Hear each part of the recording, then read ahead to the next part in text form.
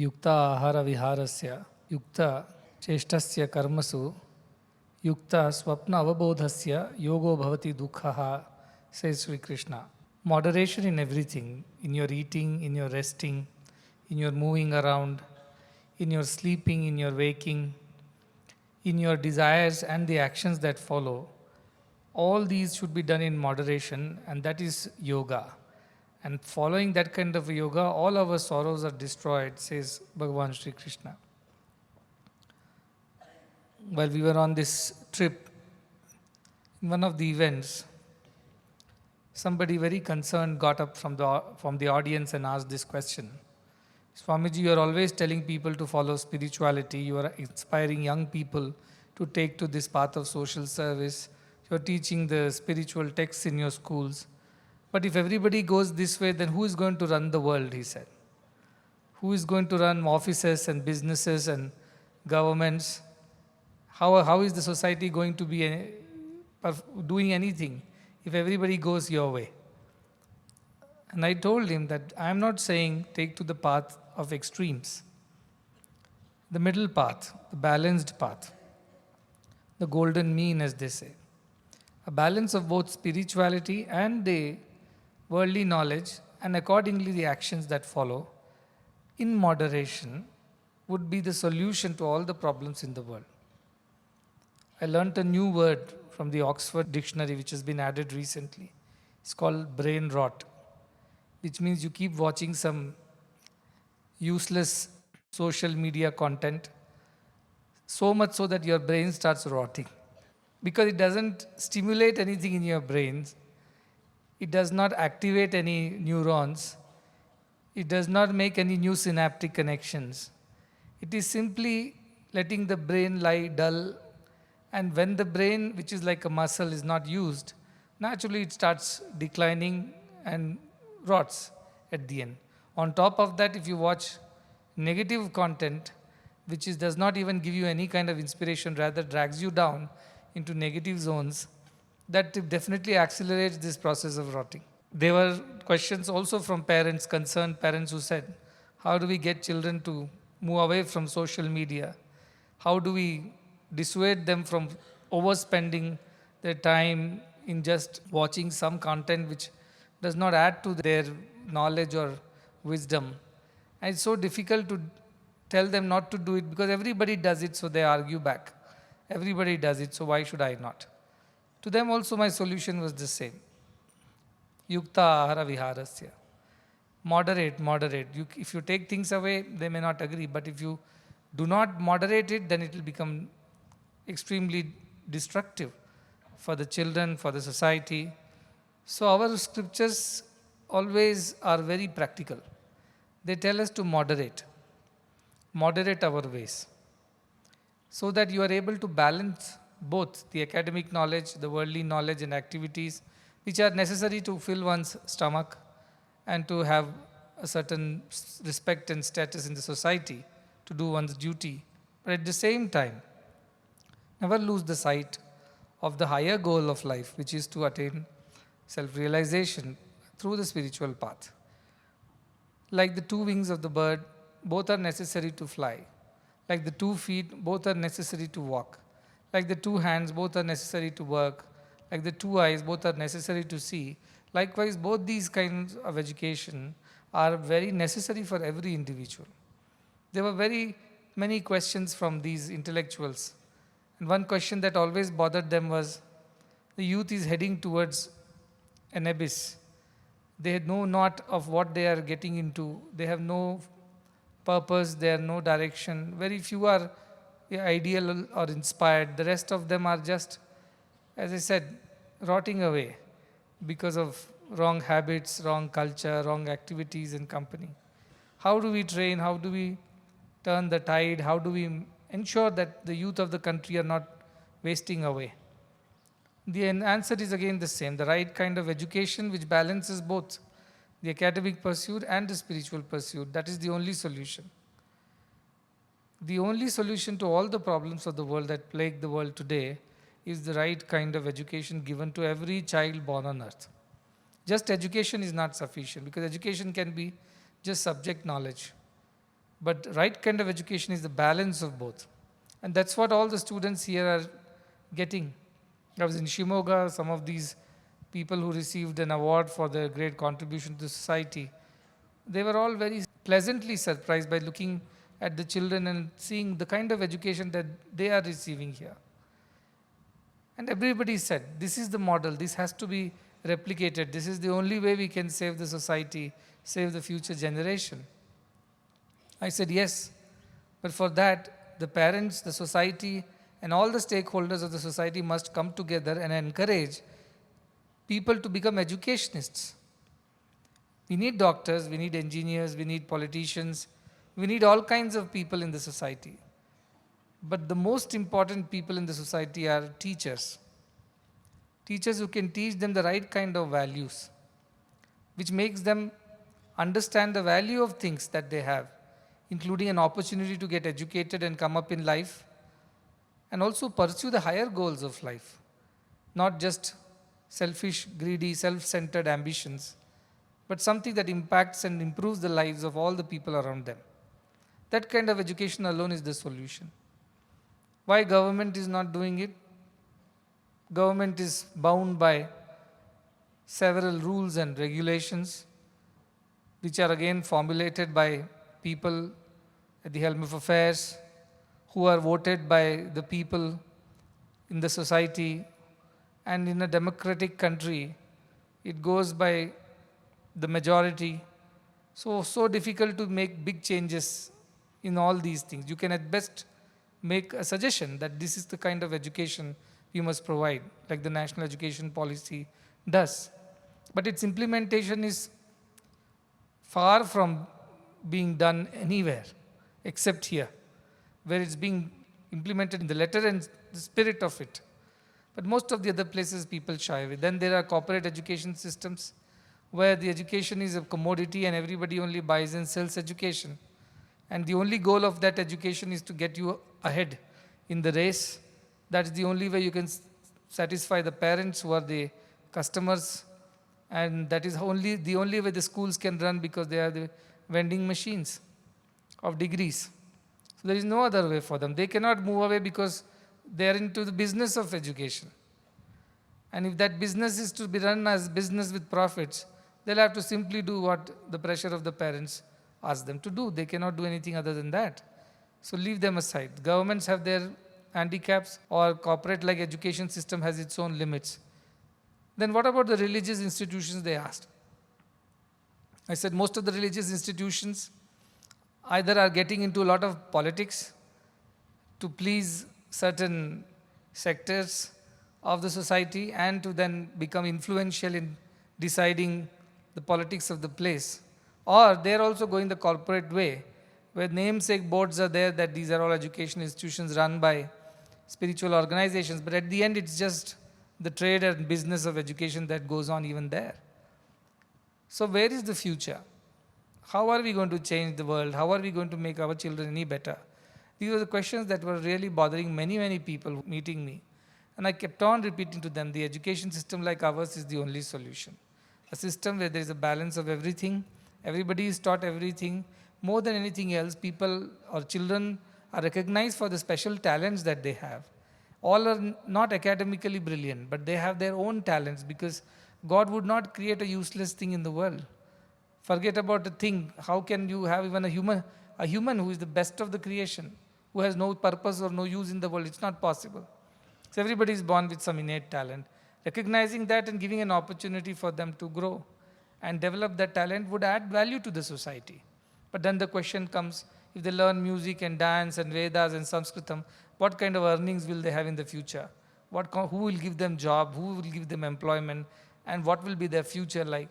All these questions bother the parents again. Again, we come back to the same thing. If this education system is modified, we would need teachers who know Vedas, who know dance, who know music. So the education system itself will become a refuge to those who are graduating from this. But all these, can it be changed overnight? No. Because too many people are involved. It's so difficult to change everybody's mindset. What is the only way? You don't get into the politics of things so that you don't have to listen to anybody's things. You can do your thing. You don't get into the corporate-like philosophy where money runs the place. So you have to oblige every time to the people who give you the money to run the place. Our system, which is totally free and away from all the governmental controls, that is the only way we can implement everything in the true spirit of it. And this is the only solution I kept on repeating to them. And they kept on asking me, how is this going to sustain after you? You are here, okay, you are still there for some time, but after you, what's going to happen? Will these continue? What's going to be the future? And I told them, lot of youngsters are getting ready. They're all joining the mission. And one by one, they are taking charge of institutions. And slowly, they will take the responsibility of running these institutions in the future. And they might do it even better because they have experienced this education throughout their life. And they understand what works, what does not work. And they are closer to the next generation in terms of their age and all other habits. So it's easier for them to convey this to the next generation. So that is the solution I have. And everybody appreciated that. At least they felt that there is a vision. We are not groping in the dark. There is somebody who is thinking ahead and planning ahead and working for it today, so that there is a future to this world. Otherwise, we will have brilliant, educated, academically capable people, but extremely unhappy and extremely frustrated, and they're only going to create more frustration in the society. The question on mental health in the youngsters, every seventh person in the world is going through some mental disorder or some issue. And teenagers are the biggest victims of it, whose life has just started and they're planning to end it soon. What's going wrong? I said, because they're doing things which they're not happy doing. Forcefully fed something that they don't like it, they will vomit it out. Likewise, they're force fed this kind of education which they don't like it, and they keep vomiting it out. In the sense, if they can't, then they suffer through the mental disorders. And they are not going to be happy citizens. So how do you create happy societies? So all these are the questions that society is really now thinking about and they're concerned about. But I was so happy that for everything, the solution lies in the kind of system we run. It may look like a difficult system for those who come from easy lives outside, but this is the only way. If we don't do this, even this is not whatever little we are saving, whatever little we are able to make an impact on, even that will disappear for the society. So who is going to hold the society together then? So this is why there is a huge responsibility. The more I travel and listen to these intellectuals and people who have been there and done that and their concerns, again and again I come back more convinced about what we are doing and why we are doing it. Why is it so important what we are doing, despite whatever be the challenges. So this is truly something that we must all realize here, that we are not just making your lives better, but through you, probably the whole society and the world better at some point in time. And that education, which is a balance of both, is the only solution to the problems of the world. So we are looking forward to you all growing up. The world is waiting for you, that you will take over from here and you will do the right thing in your lifetimes, and thereby you will inspire and impact the lives of hundreds and thousands of millions of children in the future. Otherwise, there is no future. So this is something that I wanted to highlight from this trip, where I have learned that many other things happened, but this is something that really was on the top of my mind, and I wanted to communicate it to you. All the discipline that you undergo here, all the training, all the spirituality, as well as your academic curriculum, everything is for a purpose. It's been designed in order to make you a very balanced personalities, and not just personalities who look after themselves and their families, but who would go out to do good to the world. That is what is the reason why you are doing what you are doing here. Only I was in Bapatla, we opened a small hospital there. As whole of the district, can you believe, does not have this kind of NICU and things like this, a district. And they are saying, MLA who comes and says, probably this might be the most advanced hospital in the district. I said, this is such a small hospital. There was already a small clinic-like thing running there for many years by a family trust. When I met them last year, they all came here, they looked at our things and they said, Swamiji, please come and help us to build this better. A lot of people need our help. There are all those coastal communities of Andhra. They don't have much. They can't afford much. They can't go to city and get things done. Please help.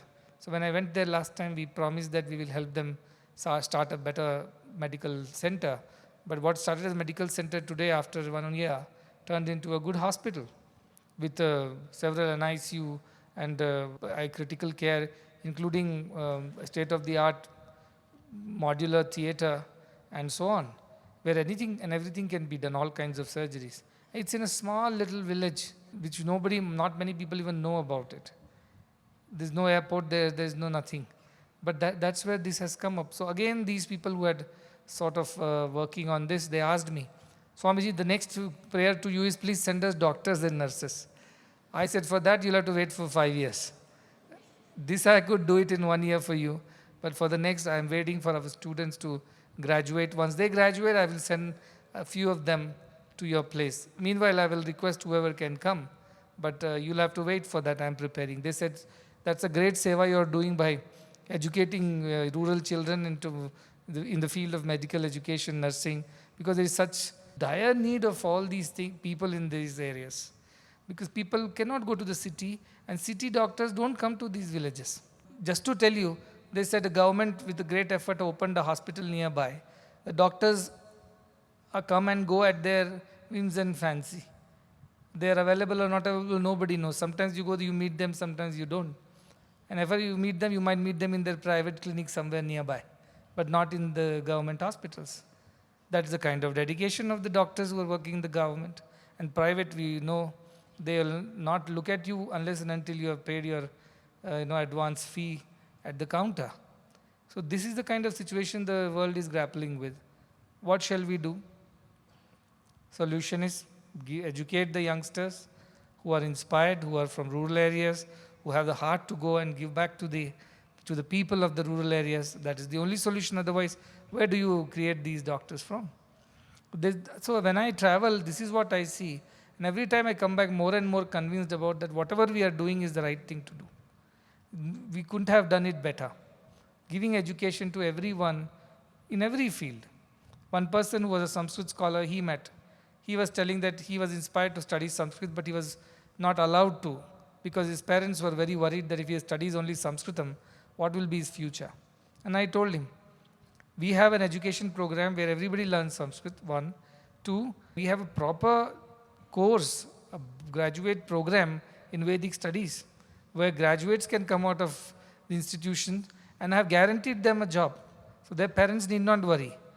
They will definitely get a job in one of our institutions, because they are very important for us to preserve our culture, to promote it. They are very important. And we recognize and realize the value of that education and such graduates. So we appreciate, and we not just appreciate in theory, but we actually practically take care that they do not have to struggle in their future. This is the kind of system we have created. So every question that was being asked, I was very glad that we could answer it very practically. Not just giving a theory that it would be good if this is done, it would be good if that was done. I could tell that this is being done right here and now, and we are actually starting to solve the problem a little every day. Though the problem may look very big, but every big problem starts with a simple, small effort to start solving it. And we have started solving the problem. So this education, what I was talking about, and what Sunil is all involved with, is in value education, because most of the other parts of the world, they have their good education system, which are churning out doctors and engineers and graduates and postgraduates, but not human beings. And this education, the books that have been created, Be Good, Do Good, See Good, these are books from, I think, primary, even pre-primary, all the way till the 12th class. There are 15 books and 1 book per year. And they take 10 basic human values, and they go on elaborating and deepening the understanding over the years, starting with first, a 5-year-old or 3-year-old kid, all the way till 16, 17-year-old. All of them get to learn the same 10 values, but it gets deeper and deeper as they keep growing in their years. So this is something that is being launched worldwide. It is getting translated into several languages around the world and contextualizing it to their culture of that country. And I was telling the other day to somebody, artificial intelligence is such a big refuge to us, because if you want to illustrate these things for every country, you have to get an artist from that country to do the same work. But AI does it in no time. There's a story of an Indian family, and that had to be now contextualized to Fijian community. I said, we need to see a Fijian family traveling in a bus. How can we show Indian family traveling in a bus in Fiji's textbook? So who will illustrate this? She said, I'll get back to you in a couple of minutes. She called up the illustrator. He did the AI magic, and lo and behold, comes back a picture of a Fijian family traveling in a Fijian bus which has no windows. To that extent, it was detailed. The technology today is a great, great, great help, as long as we don't just depend on the negative side of the things, you see. It can also waste a lot of our time. Today, the concern about AI making the children think less, and because of that reduction in their cognitive skills, behavioral skills, all this is going to be a challenge in the future. Because you become lazy, you tell the AI to do whatever, chat GPT to do whatever, and then you don't grow. Your brain rots. It doesn't grow because you're not using it in the first place. So limited use of all this also is moderation. Even AI should be in moderation. You should know what you should use it for and what you should not. So everything in moderation alone is the solution to all the problems. Excess of everything is dangerous. Ati sarvatra varjayate, they say. In Hindi they say, Ati ka bhala na barasna, Ati ki bhali na dhoop, Ati ka bhala na bolana, Ati ki bhali na choop. It's no good if it rains too much or if it's too sunny. It's no good if you talk too much or you're too quiet. Always in moderation, if you do things, then you will always be happy in life. You will not be sorrowful and you will not cause sorrow and misery to others also because of your extremist attitude. So this is the kind of work that is going on. The biggest work I've given for the rest of the world is to develop this value education curriculum and spread it to the whole world. It's for free. We train the teachers for free. Those who are interested can pick up these books available online. There are workbooks, simple activities which families should do together, teachers and students should do together, and that will build better society with better value. So Sunil is in charge of that, and I told him to build a school in Australia where teachers can get credits for these programs if they undertake these programs. So he's working on a big project. If somebody asks tomorrow, so many people are going to come from around the world, they may just catch you on the road and ask you which class you're in, tell me something about your institution and your journey. You should be able to say something good, not worry and not diffident and kind of lose your nerves, not like that.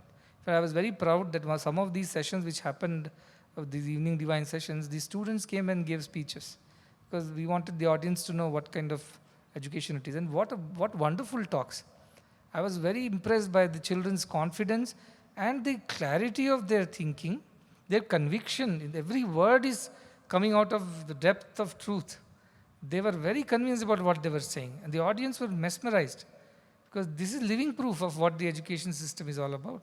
They may be kids, but they spoke so well, both diction-wise, clarity of thought, and most importantly, their conviction from the experience that they have had. I was very impressed. I felt now, I think these people can take over from here, these kids and teachers. I think they are doing very well now. So also I expect this from every devotee also. Every devotee also should be confident and convinced. So I felt very happy from this trip. Many things happened, but these are some things that were the highlights. How our kids spoke so well, how society is concerned about some of these problems, how the solution to these problems are actually being formed in our institutions right here. And when they ask, who will help us? And I tell them, look at these kids who are growing up in our institutions. They are going to help you in the future. That is how the society is going to change. There is no other way. And they themselves say, nobody else is doing what is being done. It is not to blow our own trumpet or beat our own drums. It is simply to say what it is, facts.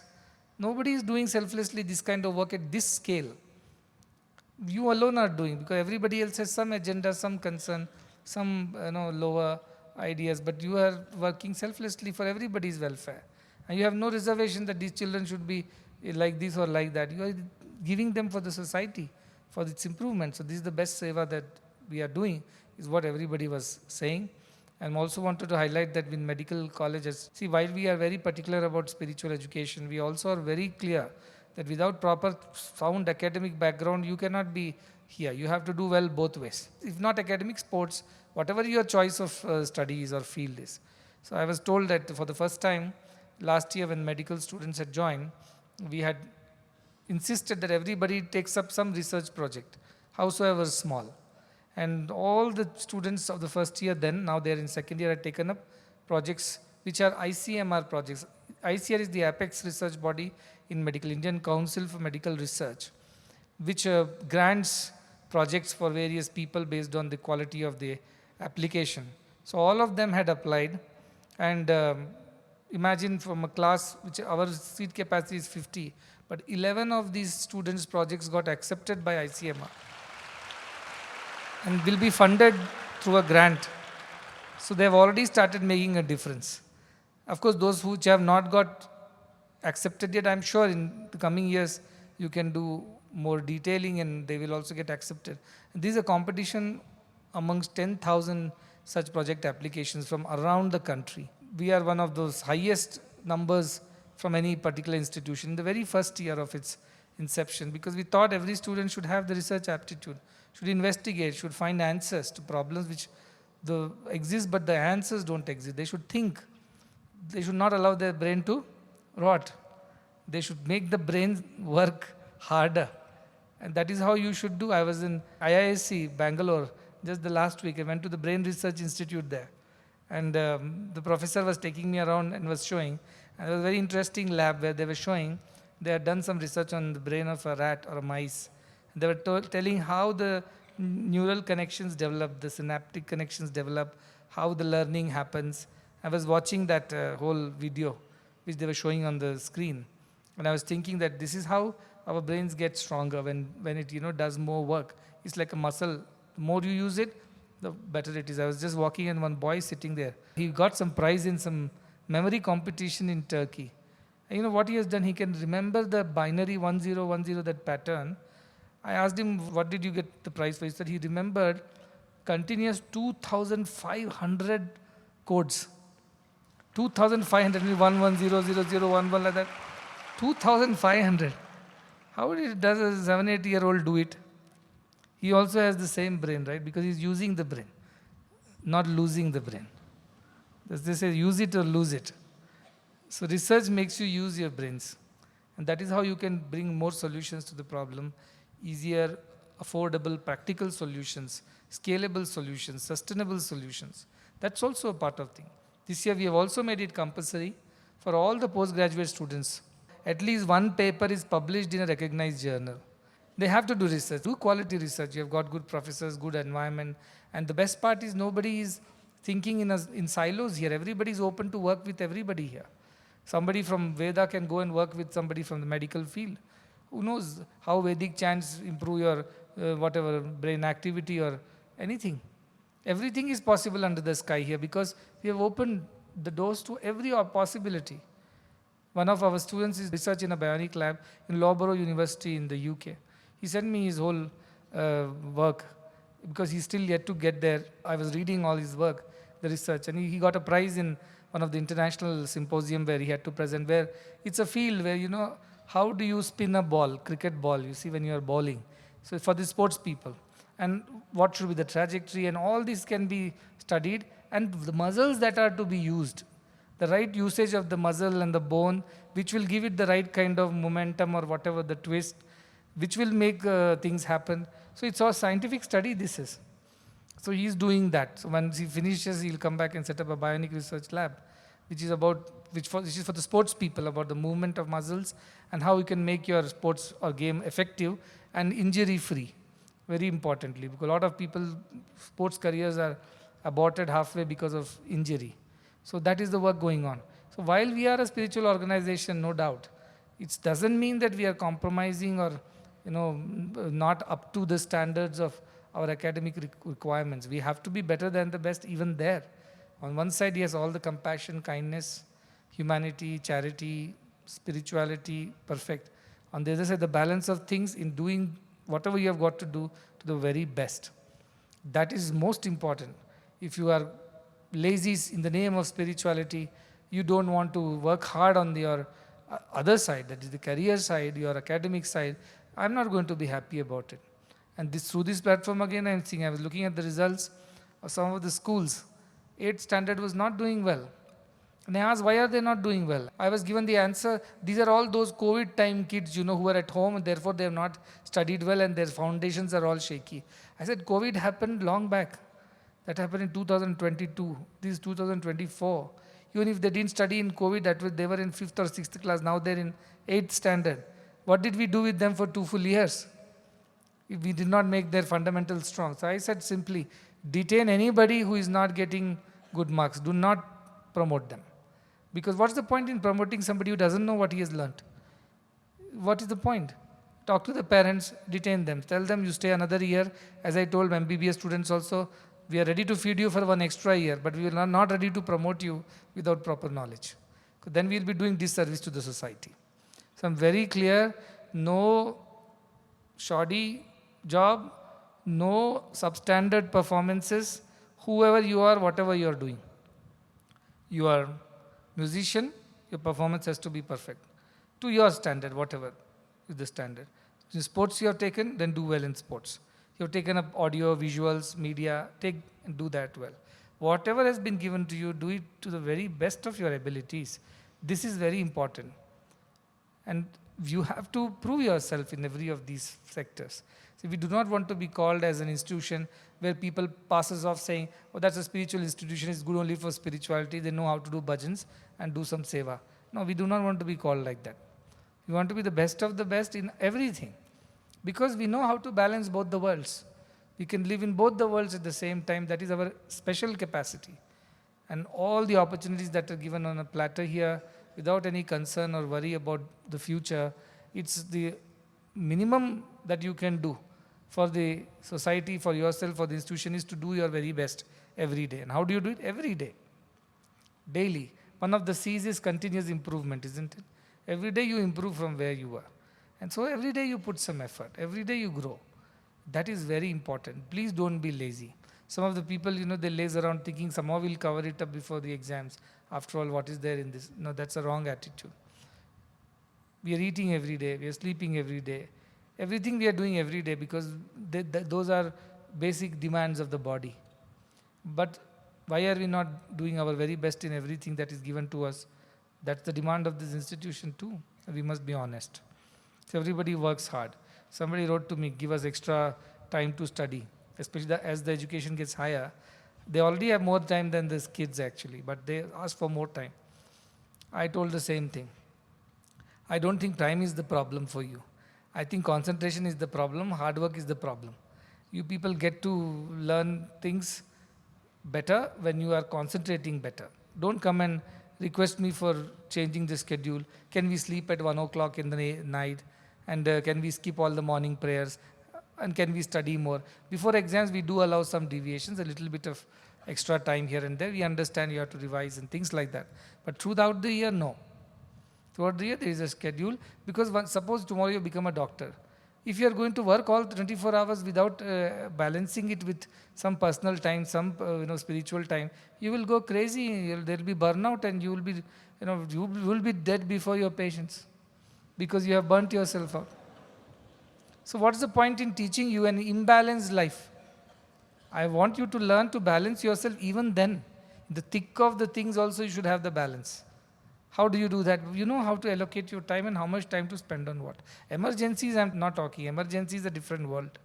On a regular workaday life, everybody should have a balance. If here only you're asking me for deviations today, how are you going to do it then when you will not even have a warden or elders to tell you how to do things? You have to be on your own. So therefore, no compromise on any of these things. Don't even come back to me and ask me. Shed as many tears you want, write as many letters. I'm not going to move. I'm not going to melt for all that. We are very clear what we are doing is the right thing, and this is the only way to do it. Yes, before exams, some extra time will be given. But during the regular hours or regular days, no way. So don't even come and bother me. And why I'm saying this? Because I'm trying to teach you how to be a yogi, how to learn to balance things and manage what you got to manage in the time that is available. Make every minute count by working harder, working smarter, with better concentration. Concentration is the key, and concentration comes only to an undistracted mind, which has no other agenda other than the idea that they are pursuing. There is no distraction for them. That mind will definitely achieve many things within no time. Develop that kind of mind. That is a yogic mind. That comes when you have balance of things, how much you eat, how much you sleep, how much you rest, how much you are awake, how much you are active, how much you are inactive. Everything should be in balanced proportions. If you do that, you will live a long, healthy life. Otherwise, you will suffer very soon. Unfortunately, as I said, I personally in my own life or whatever so far, haven't been at least this way of allocation has never happened. And I can already see the effects of it Why should you suffer, or why should you go through anything like that when you have better opportunity to do things better? So you have to balance everything. That is true yoga. And if you can set this example for all the others to follow, the first generation sets next generation and the next generation, it becomes a culture, it becomes a habit. So all of you have a responsibility, of course, to inspire the next generation, but more importantly, when you finish your graduation, the whole world is waiting. They're waiting for doctors like ours, they're waiting for nurses and paramedics like ours, waiting for teachers and professors like ours, they're waiting for musicians and scientists like ours. They all are waiting for people like us. And you have a great opportunity, and never fear that you'll be any less in the future compared to anybody else studying in any other premier institutions. Don't be under that false delusion. You will do much better than everybody else, both your career wise, academically, as well as whatever you need in your life also will come to you by God's grace. May not be greed, may not be more than what you need, but whatever you need, that will be taken care of. You do not worry about that. Focus completely on the present. Do your very best every day. Remember that every minute here has been gifted to you by people's sacrifices. I told a couple of Australians a couple of weeks ago that next year there is going to be a huge function, you see. And a lot of kids are going to stay here for 3 months. I don't have accommodation for everybody. They all stay in Kalyan Mandapams outside. Then I have to bring them by bus. Every time they come and go, there's a danger anything can happen. These are kids after all. I need more accommodation. I want to raise a floor or two up in every place. So when I told that we want to raise a floor for our Gurukulam here, I told Sunil, you take the lead, talk to some of the Australian devotees. At least if we raise a floor up, another 150 students, teachers can stay there. He said, yes, Swami, whatever is the requirement you tell me. I told our engineers, project team, talk to him. He said, yes, we will talk to him. And then he said, Swami, I will take the lead first. But I don't have that kind of money, but I can take a mortgage on my house. My wife will be okay with it, and I must lead the way. If I am sitting and waiting for somebody to do it, somebody to start it, it won't be right. So these are the kind of people. That's why I'm saying that every minute here is somebody's sacrifice. So all the more you're obligated to do better. You can't just sleep over it saying somehow it has come to us. No. It has come because of somebody sacrificing something. So even today when I was leaving Shimoga airport, a couple farmers, what do they earn after all? They missed meeting me in Shimoga campus. So they came to the airport today. They were standing there. The parents of our students with some money. I told, I don't need your money. I actually got upset. I said, I don't want it. Please don't give me. But they became so emotional. They said, everything you only have given us, what is ours? So the small farmers, with whatever their savings are, they're coming in, you're doing so much. Something I want to give, this is from our crop, whatever they would have harvested and sold. Simple farmers. I look at these people and I say, this is why this mission is, so successful. I've been asked many times, how do you manage all these things? How can you give it free? For how long can you give it for free? Till there is humanity alive in the society, these institutions will run for free. These are the examples of humanity. On one side, somebody from Australia. On the other side, a small village farmer from some village in Shimoga. Both have equal sense of sacrifice. This is why this mission is running. So you all have a big obligation. Know that this is how it is running. Every time you eat your meal, thank those who are helping us. Every time you pass a class, promote yourself, thank all these nameless, faceless supporters. They are, as I said, simplest farmers who don't even wear shoes, whose hands are rough, to educationists like Sunil or to so many other people around the world. Everybody is sacrificing for you. Please don't waste your time.